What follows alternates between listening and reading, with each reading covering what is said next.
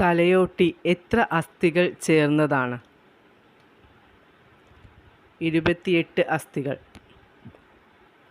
Red ക്രോസിൽ ആയുഷ്കാല മെമ്പർഷിപ്പിന് എത്ര രൂപയാണ് അടയ്ക്കേണ്ടത്?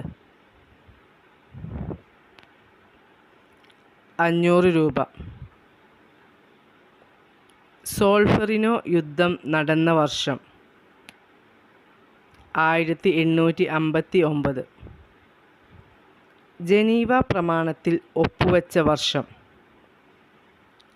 1864. അന്താരാഷ്ട്ര റെഡ് ക്രോസിന് നോബൽ സമ്മാനം മൂന്നാമത്തെ പ്രാവശ്യം ലഭിച്ചത് എന്ന്?